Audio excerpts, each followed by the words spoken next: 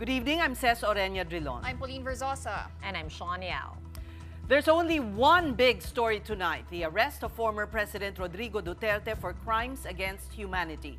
He's now the first ex-Philippine president to be captured on orders of an international court, and once transferred to The Hague, will be Asia's first former head of state to go to an ICC trial. Now we're seeing mixed reactions to Duterte's arrest. There's his political allies and supporters questioning the ICC's jurisdiction over him. And on the other side are human rights advocates and kin of victims of his bloody war on drugs. The next question is, what's next for Duterte? This could be a long, drawn-out legal battle for the 79-year-old self-confessed strongman.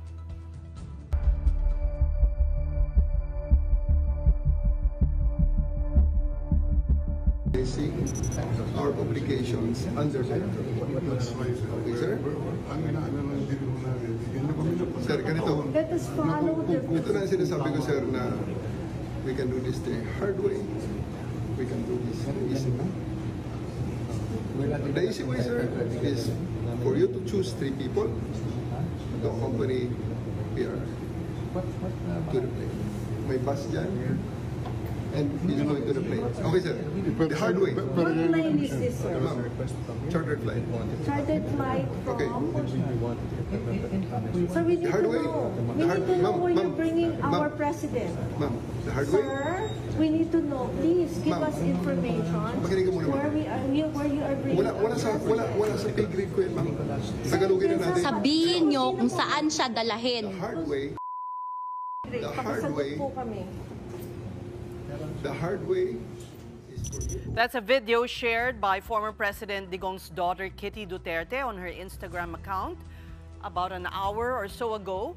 What was supposed to be a conversation among CIDG Director Nicolas Torre, former Executive Secretary Salvador Mijaldea, and an unidentified female at Villamor Air Base. Kitty claimed police were trying to force her father onto a plane without divulging his destination.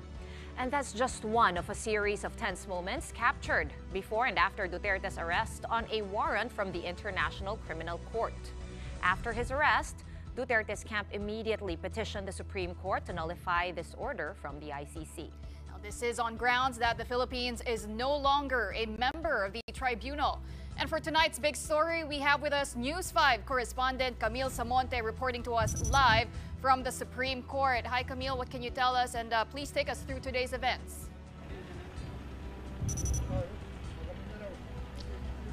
Yes, magandang gabi sa inyo, ladies. Nandito pa rin nga tayo sa Supreme Court kung saan naghain ng petisyon kanina yung kampo ni na dating Pangulong Rodrigo Duterte at Senator Ronald Bato de la Rosa. Pero bago ko i-discuss itong petisyon na inihain nila, pag-usapan muna natin yung nilalaban nitong warrant of arrest ng International Criminal Court. Sa nakuha nating kopya, nakalagay doon na March 7 pa inilabas itong arrest warrant na isinulat ng 3 hukom ng ICC. At nakasaad nga dito na matibay daw ang ebidensyang laganap at sistematiko ang utos na pagpatay ni Digong. Responsable rin raw si Duterte sa paglabag sa crimes against humanity of murder. Ayon pa sa ICC, mahalaga na maaresto si Duterte para matiyak ang pagharap niya sa ICC at sa The Hague, sa Netherlands, kung saan didinggin ang kaso. Base raw sa evaluation, hindi makikipagtulungan si Duterte kahit na ipatawag siya ng korte dahil nananatili pa rin siyang makapangyarihan kahit wala na sa pwesto. At dahil nga sa pagganib, nakaakibat nito sa mga testigo at witness ng kaso, nararapat lang daw na arestuhin si Duterte alinsunod sa Rome Statute. At ito nga ang idinaan ng ICC sa Interpol, katuwang ng ang PNP at Department of Justice ang paghahain ng arrest warrant kay Duterte. So yan yung nilalaman nitong arrest warrant ng ICC. Pero ito nga, inaalmahan nito ng kampo ni na Duterte at sinasabing unconstitutional at labag sa batas itong pag-aresto ng gobyerno kay Duterte at pagsunod ng gobyerno sa Interpol. Camille, base sa iyong impormasyon, kailan kaya matatalakay ng Supreme Court itong inihain ng kampo ni dating Pangulong Duterte?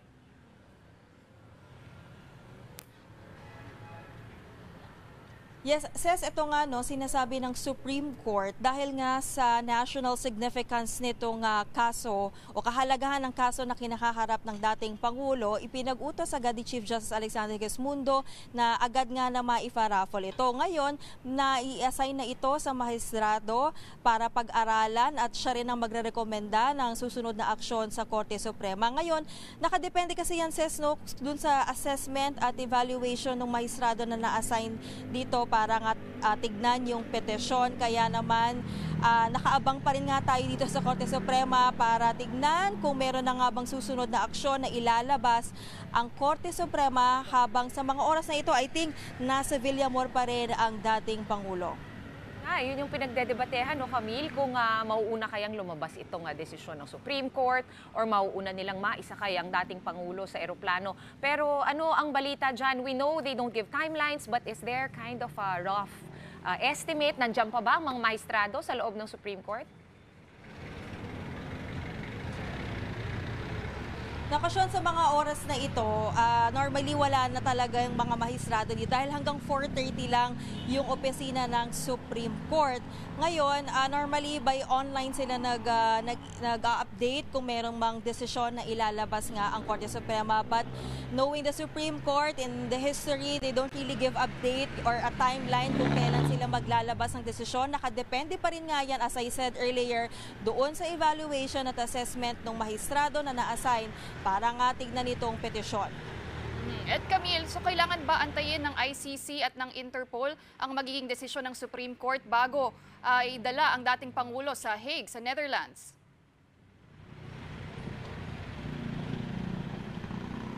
Pauliin ngayon hanggat wala pa namang inilalabas na desisyon ang Korte Suprema, nasa call na yan ng gobyerno ngayon kung hahayaan na nila na dalhin ng Interpol nga itong si dating Pangulo Rodrigo Duterte sa The Hague. Pero sa nakakapanayam ko kanina na isang international law expert at sinasabi ni Atty. Vergares na hindi pwedeng dalhin agad-agad ang dating Pangulo sa Netherlands dahil kailangan pa rin siyang dumaan sa extradition process. Alinsunod din yan sa Article 59 ng Rome Statute. Maari daw kasi nga makompromiso o makaapekto ito sa kaso kung hindi masusunod yung proseso. At dahil nga si Duterte ay Pilipino, kumbaga he also have the right na gamitin itong kanyang right na to be under the extradition process. Pero ang Department of Justice, wala pa silang tugon tungkol sa issue na yan.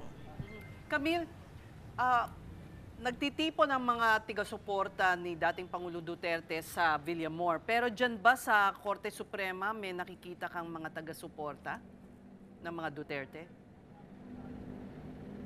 Nako sis, dito tahimik, walang any supporter, no. Even kanina nung si Atty. Torion, nung naghain siya ng petition dito, wala siyang kasamang mga supporters, no. I think lahat ay talagang nandoon sa Villamor at nag-aabang nga kung talaga bang ihahatid na nga ba ang dating Pangulo.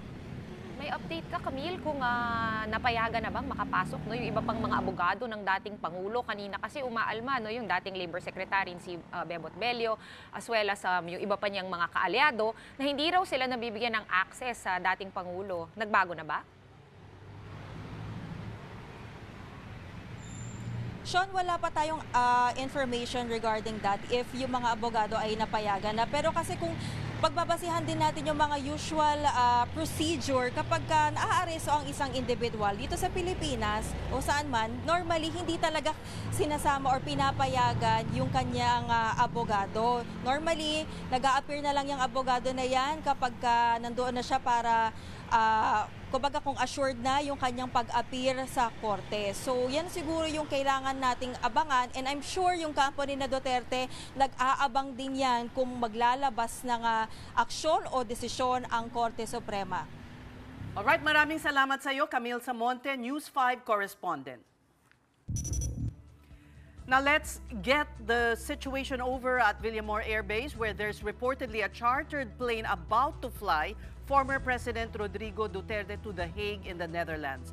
We have mobile journalist Merrimon Reyes on the phone. Merrimon, may kumpirmasyon ka ba o may nakita ka na bang chartered plane na nandiyan dyan na naghahanda para dalin ang dating Pangulo sa The Hague?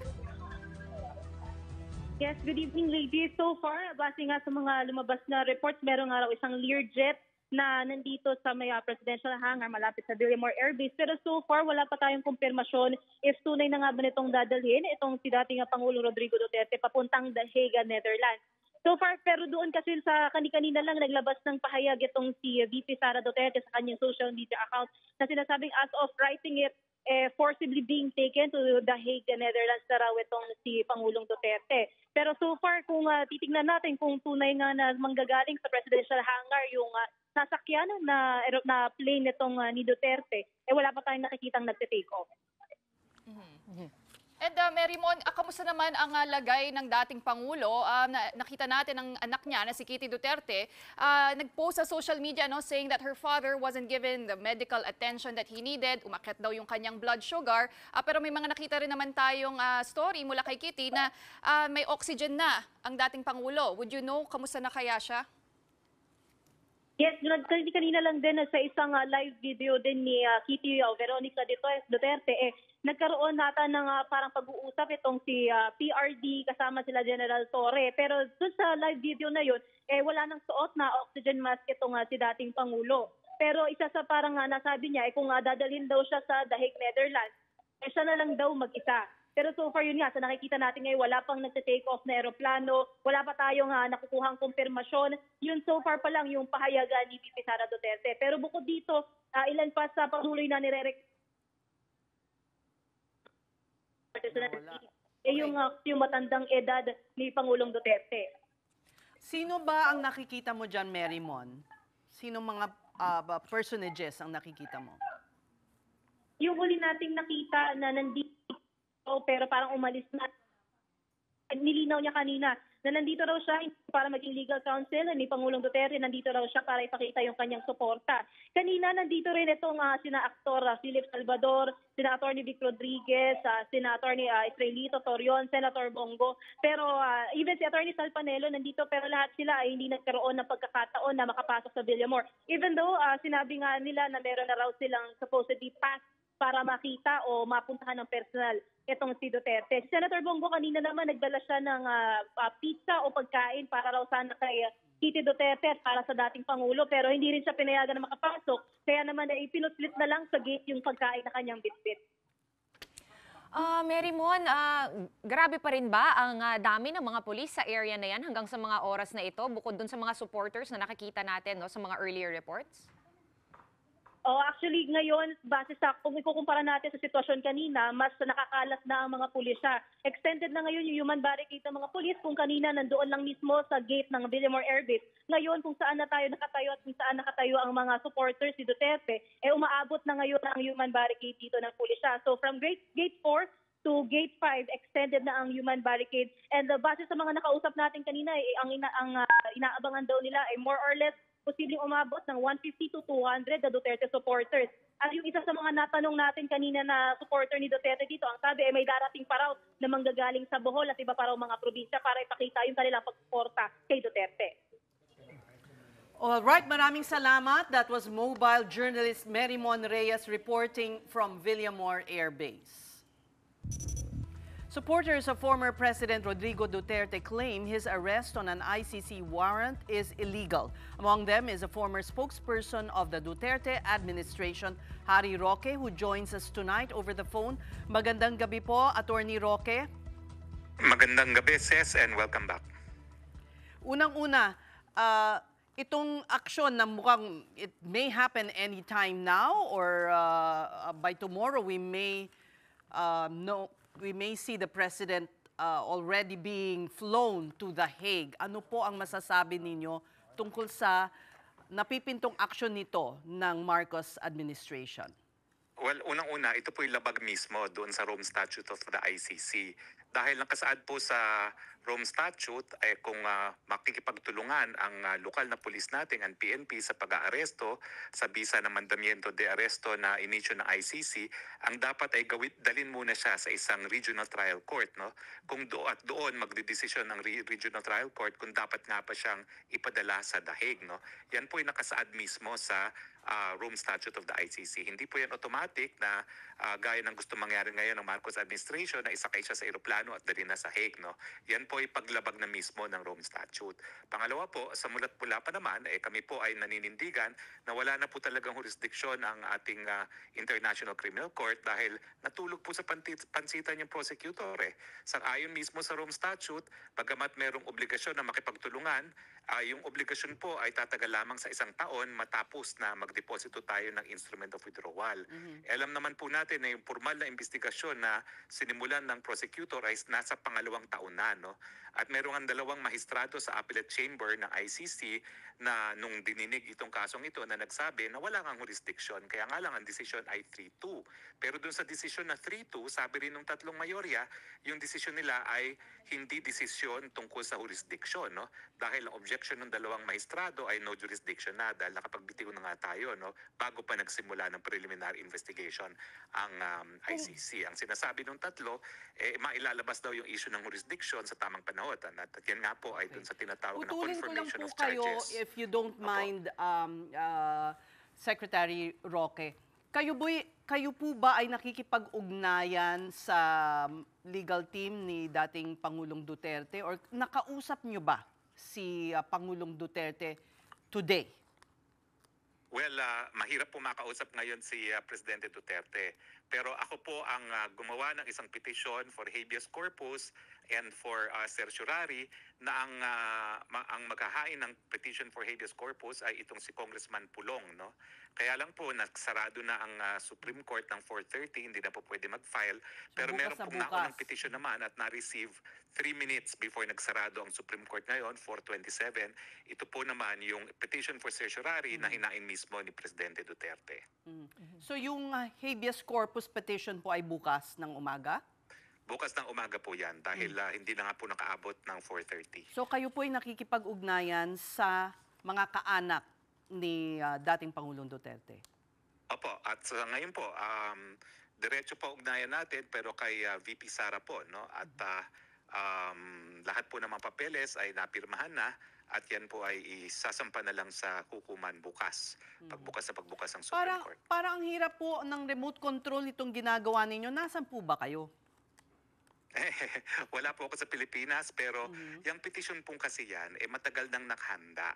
Dahil ako po, ni minsan, hindi ako nagpaninlang doon sa sinabi ni Presidente Bongbong na hindi siya makikipagtulungan sa ICC. May mga ilang kaming mga kasama sa Duterte camp na naniwala doon sa pagsisinungaling ni Marcos Jr. No, na hindi siya makikipagtulungan, di umano dahil ito ay labag sa soberenya at jurisdiksyon ng Pilipinas. No? Pero ako sa mulat-mula alam ko, hindi siya nagsasabi ng totoo. Kaya ngayon, I can say, I told you so. Are you not coming home to the Philippines? Well, ang importante po depende po yan kung saan dadalhin ang Presidente Duterte. Kung sila po ay magtatagumpay sa gusto nilang gawin at gusto po talaga nilang ilipad ngayong gabi mismo ang Presidente dahil yan po ay pamamaraan nila para hindi na makialam ang Philippine Supreme Court. No? Pero sa aking tingin, natatakot nga sila na kung makikialam ang Philippine Supreme Court, kinakailangan sagutin din ng Korte Suprema ng Pilipinas kung ang mga Pilipinong Korte pa ay bukas, handa, at may kakayahan na mapanagot ang ating Presidente Duterte dito sa Pilipinas. Attorney, at sa aking palagay. Yun na nga po yung tanong, what happens if the President boards that plane on the way to going to the Netherlands? Where will you seek legal recourse? Well, ang legal recourse na po dyan sa ICC mismo. Yun po yung sinabi ng 3 majority judges dun sa ICC nung sinabi nila na yung decision nila na allowing the prosecution to continue with the preliminary investigation is without prejudice to the issue of jurisdiction. So, i-raise po yung depensa na yan kung magtatagumpay sila na dalhin si dating Presidente Duterte sa The Hague doon sa pre-trial chamber pagdating po ng confirmation of charges. Okay, pero ano yung chance no na maaring maunsyami yung kanyang pag-alis ngayong gabi? We know 2 sides are working very hard, no? Yung isa gusto siyang umalis na, yung iba gusto siyang magstay para mahantay yung desisyon ng Supreme Court. Best guess, Attorney Harry, Sec, anong tingin niyo ang magyayari? Likely? Well, sa akin po, yung aking petition kasi hindi umabot ng 4:30, no? Yung isang petition umabot ng 4:27, no? So 3 minutes before closing natanggap. Kaya lang wala na ngang sapat na panahon para mag-akto ang Korte Suprema beyond na nagkaroon na ng special raffle, no? At by now, hindi lang natin alam kung sino ay meron ng punente ang kasong 'yan, no? So sa tingin ko, hindi imposible na nagkaroon na ng desisyon, no? Kung mag-i-issue ng TRO. Kaya lang, sarado na ang opisina, wala na mag-aanunsyo ng desisyon na yan dahil alam naman natin, ang Korte Suprema ay nagsasalita lamang sa pamamagitan ng kanilang mga order at decisions. Hindi ba dapat hantayin muna, no, yung magyayari dito sa Pilipinas? Kasi base din doon sa Rome Statute, correct me if I'm wrong, attorney, na dapat yung court na mag-execute doon sa bansa, yung rules ng bansa yung mag-a-apply pati doon sa aresto. At yun nga, may issue pa ng extradition. So, pwede ba yung, kumbaga, ma-technical kung sakaling makalipad na nga ang dating Pangulo? Well, yan nga po ang pagkakamali ng gobyerno. Sa kagustuhan nilang mawala ang tinik sa kanilang buhay na si Rodrigo Roa Duterte, minamadali nila at hindi nila sinusunod mismo yung nakasaad sa Rome Statute. Ulitin ko po hindi po automatic yan ay sinasagay sa eroplano at pinadadala sa dahig. Dadalhin pampumuna yan dapat sa lokal na hukuman. At kung paano magdinig ang RTC ng isang extradition case, ganyan din po ang dapat gawin ng RTC dahil ito naman pong warrant of arrest ng ICC, ang bisa lang yan parang extradition, request for extradition, no? At siyempre, isa rin sa issue na kinakailangan sagutin ng lokal na huwes na RTC pa lamang, kung meron pa ba talagang jurisdiction yung korte na humihingi sa pagkatao ng nasasakdal na si Rodrigo Roa Duterte. There are those who hold the contrary view that once the government, well, it's a political decision, but if the government cooperates with the ICC or Interpol, then an arrest means that the former president can be brought to The Hague in the Netherlands. Hindi po yan kasi meron pong express provision ng Rome Statute at dapat iharap ang nasasakdal matapos mahuli, assuming na nakipagtulungan sila. Kasi yung issue ng pagkakatulungan, yan ay issue na dapat sagutin sang-ayon sa batas ng lokal na bansa.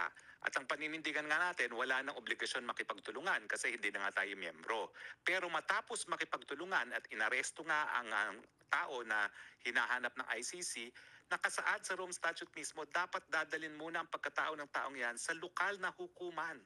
Dahil parang extradition nga yan, hindi naman po pwede na yung warrant of arrest na issued abroad, magkakaroon kagad ng visa rito. Kumbaga, kinakailangan i-implement ng local court yung desisyon ng ICC na nakipagtulungan ng gobyerno ng Pilipinas. So hindi po automatic yan at yan po ay mayroong express provision ng Rome Statute.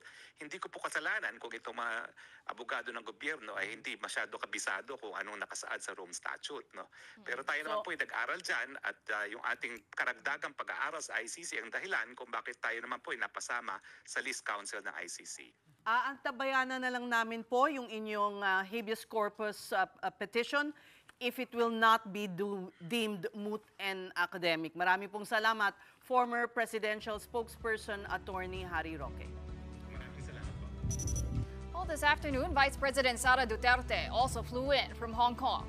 The Vice President did not face the media nor spoke about her father's arrest upon her arrival.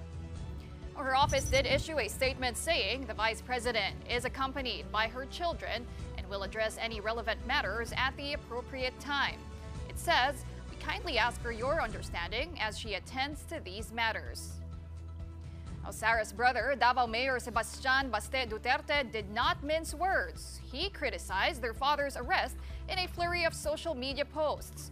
Now, in one post, Baste questioned his father's arrest, which he called a political maneuver by the Marcos administration. He also accused authorities of deliberately prolonging the situation and denying his father medical care. Meantime, the former president's daughter, Veronica Kitty Duterte, has also been actively posting updates of her father on her Instagram page. While inside Villamor, Kitty said they were being illegally detained and authorities were preventing her father from receiving urgent medical attention. She wrote, "They aren't allowing my dad to seek the medical attention he badly needs." Kitty also posted a copy of a medical certificate from her father's doctor. The former president is said to be suffering from diabetes. Well, we're going to take a quick break, but coming up next, We go to Davao City, where supporters of the Dutertes have gathered at the city's Rizal Park. We take a look at the situation there when we return. Stay tuned.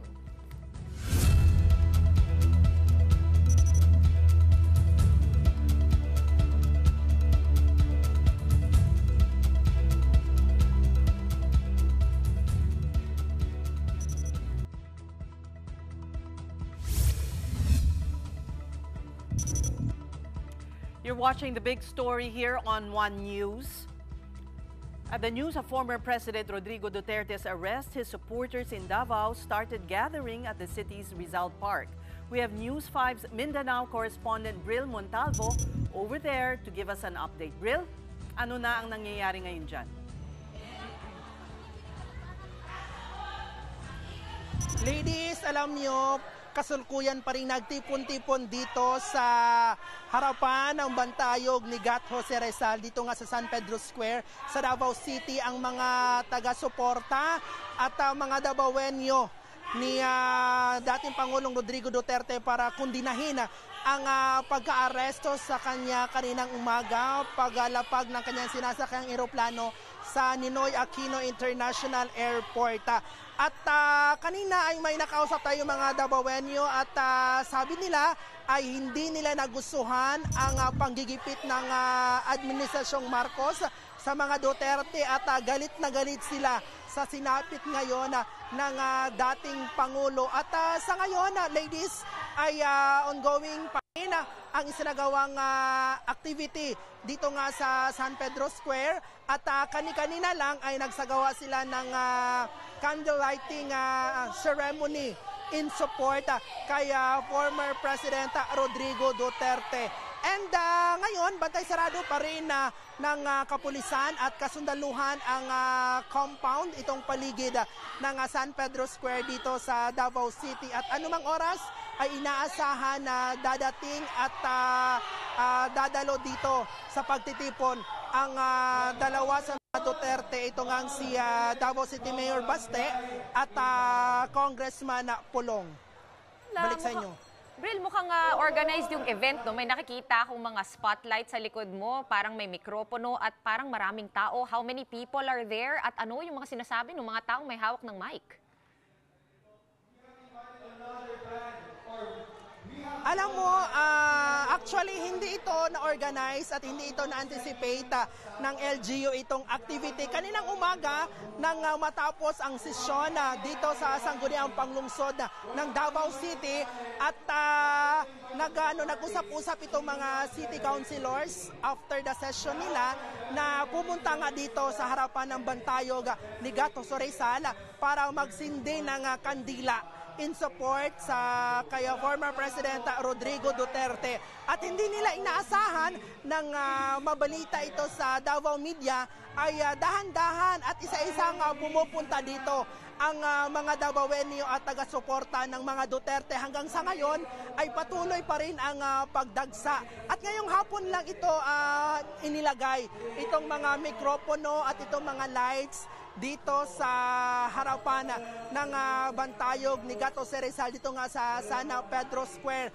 At inorganisa na ito ngayong hapon ng mga kapitan ng mga barangay dito sa Davao City. At may nakita tayong ilang mga local government officials kagaya ni Vice Mayor Melchor Kitain Jr. na sabi niya na politically motivated umano ang nangyayari ngayon kay former President Rodrigo Duterte. Maging mga city councilors ng lungsod ay andito rin at mga empleyado ng Davao City Hall. Bril, sinabi mo, inaasahang dadalo dyan si Mayor Baste at si Congressman Pulong. So ang ibig sabihin yan, hindi ba sila pupunta ng Maynila para samahan ng kanilang ama? Alam mo, wala pa tayong eksaktong source no kung pupunta ba doon or pupunta doon sa Maynila sa Villamor Air Base itong ang si Pulong at si Baste or pupunta ba dito sa pagtitipon sa Davao City. So inaasahan lang natin na anumang oras ay pupunta sila pero hindi pa yan na eksaktong konkretong impormasyon kung dadalo ba sila dito. Pero sabi ng mga tao dito, sabi ng mga taga-LGU ay expected naman na pupunta dito ang magkapatid na Duterte. Vice Presidente naman, si Vice President Sara, nakauwi na kaninang hapon mula Hong Kong. Would you know, nasan ba ang Vice President? Dadalo din ba siya dyan o nandito pa rin siya sa Maynila? Alam mo, ayon sa aking reliable source, papunta sana sa Basa Air Base itong ang si Vice President Sara Duterte para bisitahin ang mga labi ng dalawang Air Force pilot na naaksidente doon sa Bukidnon. Ito nga kay First Lieutenant April Jan Dadulya at kay Major Judah Salangoy. Pero bumalik daw si Vice President Sara Duterte doon sa kanilang bahay at nagpre-prepare ngayon papunta umano sa Villamor Air Base. Okay, maraming salamat sa iyong impormasyon and continue to keep us updated. That was News 5's Mindanao correspondent Bril Montalvo. And from a public demonstration to public statements, Duterte's allies are voicing their disappointment and concerns over his arrest. Senator Robin Padilla appealed to President Marcos to stop the Philippine National Police from following foreign orders, saying it undermines the country's sovereignty. Former Chief Presidential Legal Counsel Attorney Salvador Panelo condemned Digong's arrest, calling it illegal and claiming it was based on an unreliable source. He also insisted that the ICC has no jurisdiction over the Philippines. Senator Bongo, who served as Duterte's longtime aide, said that the ICC's warrant is an affront to Philippine sovereignty. He also pointed out that the International Tribunal should not interfere with domestic affairs as Manila is no longer a member of the court. Now, adding to these reactions, Congressman Rodante Marcoleta questioned the legitimacy of the arrest. Wala pa naman yatang ipinadalang complaint sa kanya na para sakutin ng Pangulo. At sa ilalim lang ng red notice ng ICC o ng Interpol, medyo questionable, kaduda-duda yung paraan kung bakit ang dating Pangulo ng bansa ay kanilang takpin, hulihin. Hindi po mabuting patakaran ito. Meanwhile, Senator Amy Marcos also weighed in, expressing sympathy for the former president and reflected on past experiences. Here's what she had to say. Awa nga ako. Paano niyo po nalaman mo? Kasi matanda na, di ba? Parang sa tatay ko, nung nangyari, ganun din, nakakaawa din. Gumanda ba ang buhay natin dahil sa pamumulitika? Umasenso ba ang ating bansa? Hindi na tayo natuto? With tensions rising, Senator Jinggoy Estrada urged the public to remain calm, avoid violence, and to refrain from spreading disinformation. Use this time to purify your soul. This was former Senator Sonny Trillanes' message to former President Duterte after his arrest. Mr. Trillanes joins us now. Welcome back to the Big Story, Senator. Good evening, ladies, and good evening to our viewers. Kayo po ang actually nauna na iungkat itong issue ng EJK sa ICC. How were you even aware that the arrest warrant was on its way? Meron po tayong mga nakakalap na impormasyon about it. So late last week na kalap po natin yan. However, hinold po natin yung impormasyon na yun kasi mas importante po sa atin yung maging successful yung arrest operation. Kanina lamang ay nakapanayam namin si dating spokesperson Harry Roque at sinabing ito'y labag sa Philippine law dahil kailangan ay may extradition process na obserbahan bago dalhin sa The Hague kung mamarapatin ng mga korte ang dating Pangulo. But you say that this is, you hold the view that this is above board. Opo.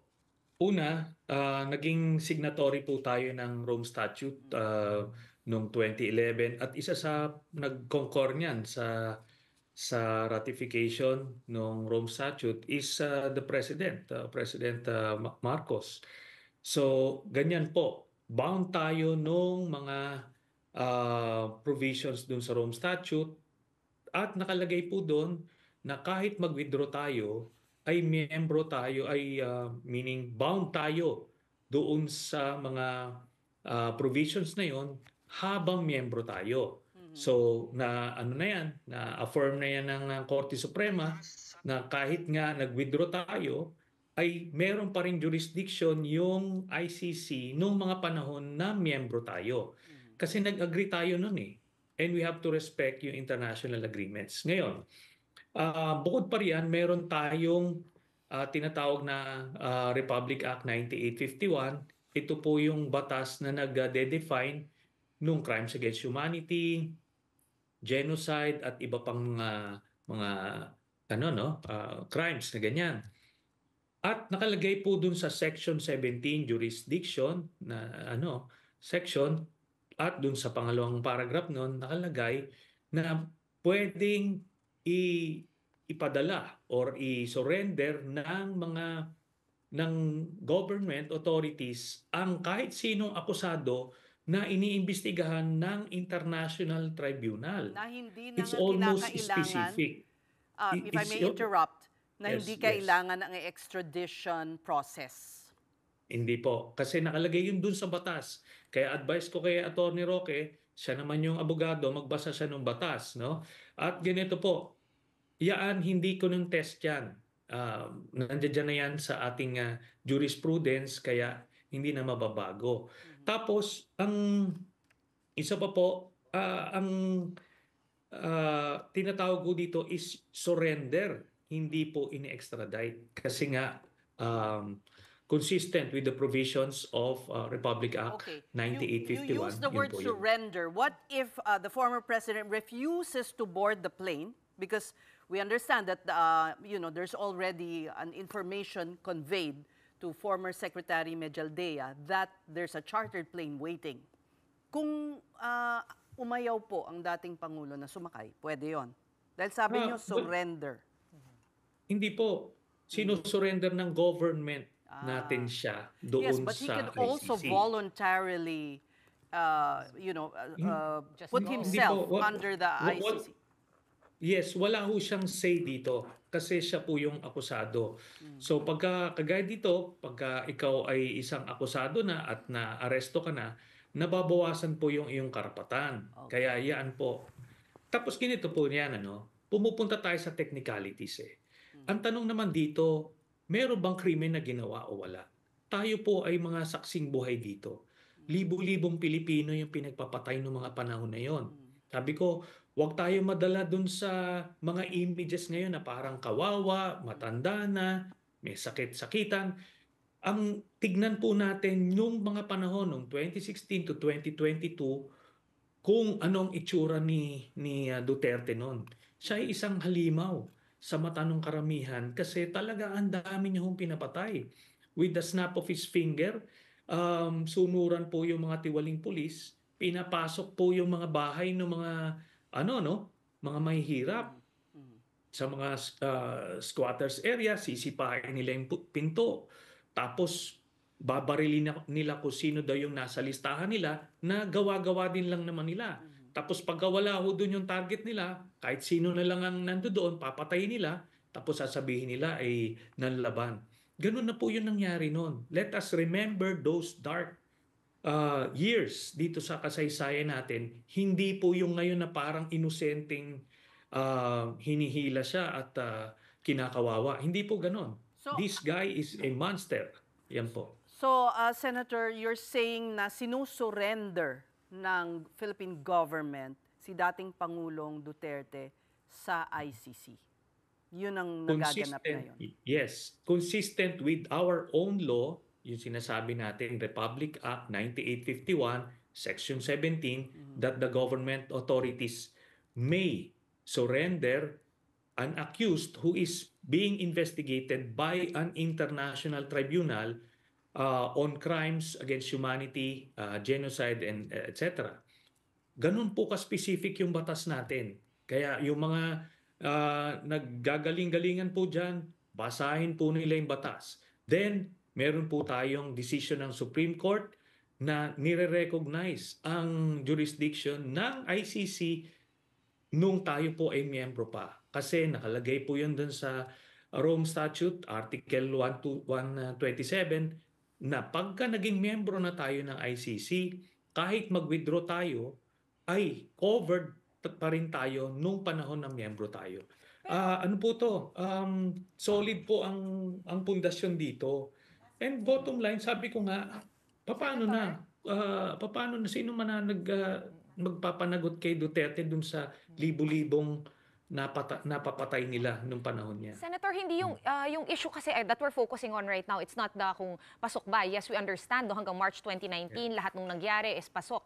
Pero yung issue is that ngayon na, ito nga, lumabas na yung arrest warrant, ay hindi na tayo miyembro ng ICC at unilaterally withdraw na tayo from the Rome Statute. So, nagkakaroon kasi ng iba't ibang mga, kumbaga, debate, no, over ano ba talaga yung mag-hold. Kasi nga kung signatory pa rin tayo sa Rome Statute, magiging simple yung bagay, pero hindi na eh. Ganito po. Yan kasi legal opinions. Alam nyo naman yung ang mga abogado, they can come up with the best arguments depende kung sino yung kliyente nila. No? On both sides yan. Yung itim, pwede nilang gawing puti eh. Pero ito yan. At the end of the day, is this the right thing to do? Kailangan bang mapanagot si Mr. Duterte? I believe so. Maliwanag po yan. Ngayon ito, more than that, ito po ay unang hakbang tungo sa hustisya dun sa mga libu-libong napatay. Yung pamilya na naiwan, lahat po yan. Ito po ang unang hakbang ng hustisya ang hinahangad nila. Pangalawa, kailangan nga mapanagot. Pagka dito sa mundo, in a civilized society, kapag may ginawa kang mali, mananagot ka. Ikukulong ka o kung ano man ang punishment sa iyo. Yan po yan. Ito, crimes against humanity. Yes. 30,000 Filipinos ang pinapatay niya and lahat tayo witnesses to that. Yes. Ngayon, Senator, pangatlo po, ang isang sinasabi natin dito, kailangan natin mapanagot si Mr. Duterte para maging ehemplo siya na hindi mo dapat ito matularan. Hindi na siya kung naka-inspire man siya ng mga batang politiko dyan na pwede palang gawin yon, na magpapatay, abusuhin yung kapangyarihan at apihin yung ating mga sinasakupan, hindi na pwede. Dito, pagka mali ginawa mo, mananagot ka. Kahit ikaw pa yung naging pinakamakapangyarihan at some point in the future, mananagot ka. Well, So Senator, maganda po yan sa kasaysayan natin. Senator, are there more arrest warrants coming from the ICC? Because last year, ang Office of the Prosecutor also named 5 former top PNP officials. Kasama na po dyan si former PNP Chief Senator Bato de la Rosa at si Oscar Albayalde. Sunod na po ba ang mga arrest warrant nila o ang hinahabol lang dito ay ang dating Pangulo? Sa ngayon po, yung arrest warrant will only cover si Duterte. Yung kay Bato de la Rosa may come baka several months to a year pa down the road. Yung ibang mga nasama doon sa Blue Notice ay either nag-volunteer ho magtestigo or doon na lang po sa local courts na lang natin makakasuhan doon nga sa Republic Act 9851. Maraming salamat sa inyong panahon, former Senator Antonio Trillanes. We're going to pause for another quick break. Right after that, we will recap the events that transpired today with a timeline of former President Duterte's arrest. Keep it here on One News.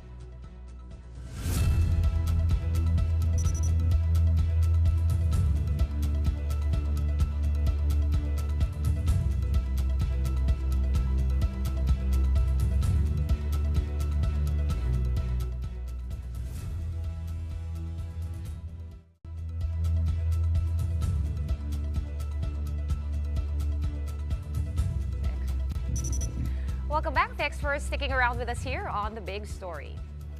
We circle back to the biggest story of the day, the arrest of former President Rodrigo Duterte on a warrant from the International Criminal Court, or ICC. Today at dawn, the Interpol Manila received the official copy of Duterte's arrest warrant from ICC, charging him with crimes against humanity over his very own drug war. While aboard his flight back from Hong Kong, Duterte already got word about the warrant. At 9:20 a.m., Duterte's plane landed at NAIA Terminal 3. Here's what he said before disembarking. A warrant of arrest.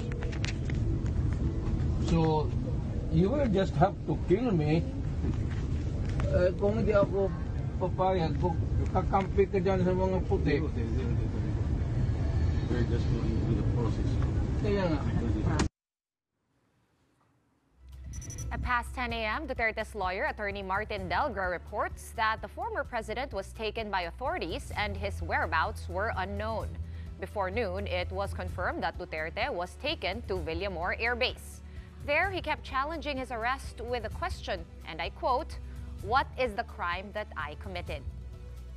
Meantime, Chief Presidential Legal Counsel Juan Ponce Enrile said that Duterte's legal problems were not caused by the Philippine government. He explained the arrest and charges were based on the ICC's rules and not on the country's own laws. Amid the chaos of the day's events, families of EJK victims heard Holy Mass and welcomed Duterte's arrest. Yung aking pamangkin hindi nga nadala sa korte. Ang daming akusasyon na binato noong pinatay ito. Mapalad ang ating Pangulo dahil mabibigyan siya ng pagkakataon na ipagtanggol ang kanyang sarili. You might have caught our conversation with a former Palace spokesperson, Harry Roque, but as soon as we put down the phone with him, he actually, exactly 19 minutes ago from now, he posted on his Facebook page, "Final decision of PRRD. Let's end this madness. Hindi ako papayag. This is a government-sponsored kidnapping. I want to be tried by a Filipino judge before a Filipino court." His words. So may quotation marks yun. All right. So he didn't board the plane. And He's refusing to board. Right. Did you get that from mobile journalist Kitty Duterte? Sort of. I mean, throughout the day, right? Kitty Yeah. has been updating us Right. with We've been stories. glued to her She has updates. over, I think, 1 million followers right now, and that's the closest update that we are getting. So we'll see if Kitty posts more throughout the day. But what we know is that the former president is still in Villamor. However, that's all the time we have for the big story tonight. We are One News, all sides, all the time. Thank you for watching. Good night.